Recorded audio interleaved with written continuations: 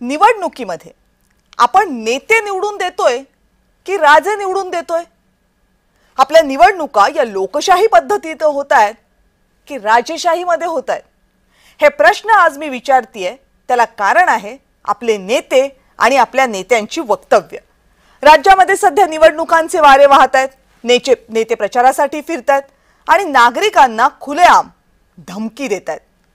मत द्या नाहीतर निधी विसरा, ही थेट धमकी आहे. मतदारसंघाचा विकास करून हवा असेल तर त्या विकासासाठी निधी हवा असेल तर आमच्या उमेदवाराला मत द्या. नाही दिलं तुम्ही मत तर मग निधी मिळणार नाही. ही धमकी देणारे कुणी नगरपालिकेचे नेते नाही आहेत, राज्याचे अर्थमंत्री आहेत. म्हणजे राज्याचा सर्वांगीण विकास व्हावा, सगळ्यांना समान न्यायाने निधी मिळावा, यासाठी राज्याच्या तिजोरीच्या चाव्या ज्यांच्या हाती मोठ्या विश्वासाने दिल्यात तेच आता जनतेला सांगतायत, निधीच्या चाव्या माझ्याकडे आहेत, मत द्या नाहीतर निधी विसरा. एरवी या धमक्या आमदारांना दिल्या जातात, नगरसेवकांना दिल्या जातात, पण आता त्या थेट मतदारांना दिल्या जातात. अर्थमंत्र्यांच्या हातात असलेली तिजोरी ही राज्याची असते, कुणा एका नेत्याची नसते. बहुधा याचंही भान अर्थमंत्र्यांना राहिलं नसावं. एरवी कुणी असं म्हटलं असतं तर अजित पवारांनी त्या नेत्याचे कान टोचले असते. पण आता अजित पवारांनीच हे म्हटल्यावर मुख्यमंत्र्यांना पुढे यावं लागलं. पण ते अजित पवारांचे कान टोचण्यासाठी पुढे आले नाहीत, त्यांची पाठराखण करण्यासाठी आले. खरं तर हा सगळा विषय मुख्यमंत्र्यांच्याही नाही, निवडणूक आयोगाच्या अखत्यारीतला आहे.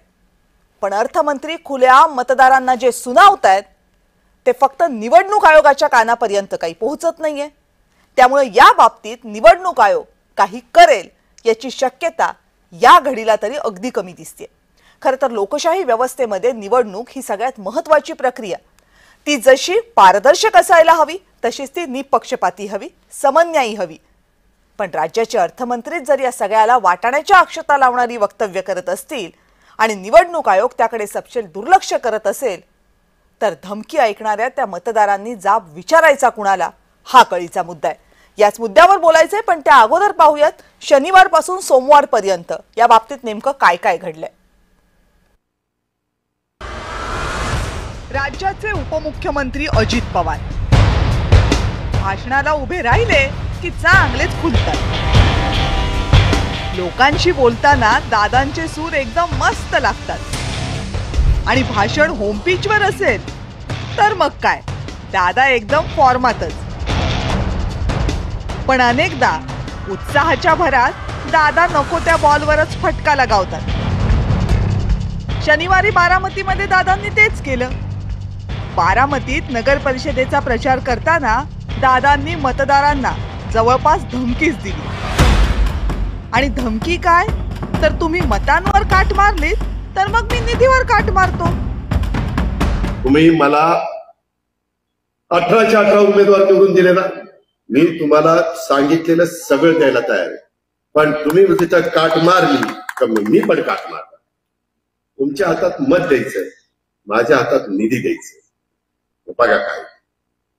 त्यामुळं जो सर्वसामान्य माणूस आहे बारामतीकरातला, काही पुढारी इकडे तिकडे असतील पण सर्वसामान्य बारामतीकर माझ्या बरोबर आहे. त्याच्यामुळे काही तिथं काळजी करायचं कारण नाही. ऐकलत मतदारांना दादा कसा दम देतात. आता दादांनी भाषण केल्याच्या फक्त काही तासातच हा बाईट नीट व्हायरल झाला. एवढा व्हायरल झाला की खुद्द मुख्यमंत्री देवेंद्र फडणवीसांना स्पष्टीकरण द्यावं लागलं. महाराष्ट्रामध्ये सर्व महाराष्ट्राचा विकास आम्हाला करायचा आहे, सर्व भागाचा विकास करायचा आहे. निवडणुकीनंतर सगळ्या शहरांचा विकास आम्हाला करायचा आहे. आणि अनेक वेळा भाषणामध्ये आपण काही गोष्टी बोलतो, त्याचा अर्थ तसा कधीच नसतो. त्यामुळे आमचे सहकारी असतील किंवा कोणी असं जरी बोललं असलं तरी त्यांचाही उद्देश तसा नाही आहे. तेही कधी असा भेदभाव करणार नाही. त्यामुळे निश्चितपणे महाराष्ट्रात आमच्या महायुतीला, म्हणजे आम्ही जे तीनही पक्ष आहोत, कुठे सोबत लढतो आहोत, कुठे वेगळं लढतो आहोत, पण एकूण आमच्याच 3 पक्षांना महाराष्ट्राची जनता निवडून देईल. आता जोश में आकर होश खो बैठने वाले अजित पवार काही एकटे नाहीयेत. महसूल मंत्री चंद्रशेखर बावनकुळेच बघा ना, विरोधकांना उत्तर द्यायच्या नादात काय बोलून बसले बघा. काय बजेट नाही, चिंता नको करा. अरे निवडणूक अधिकाऱ्याला सांगू ना बजेट हे केवढ्याचं आहे ते केवढ्याचं आहे. एक पडद्याचं का लावून 50 रुपये लावल. काय काळजी नको करा. निवडणूक आयोगाला हिशोब देऊ आपण. हिशोबच घेईल का रे आपला. ते हिशोबासाठी भिवून राहिले आणि मी स्टार प्रचारक आहे त्यामुळे कशाला हिशोब लागते. आणि त्यामुळे राज्यावर आहे आम्ही हिशोब देऊ. अजित पवार मनात आहे ते थेट बोलून टाकतात. अनेकदा भर सभेत रागावतात सुद्धा. एका सभेत मंचावरची आसन व्यवस्था दादांना पटली नाही. म्हणे उमेदवारालाच मागे बसवलं. झालं.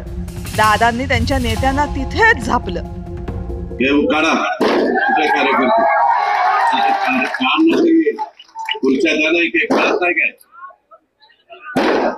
त्यांना सोडा उमेदवार सोडा इथं बसवा. इकडे लावा खुर्च्या.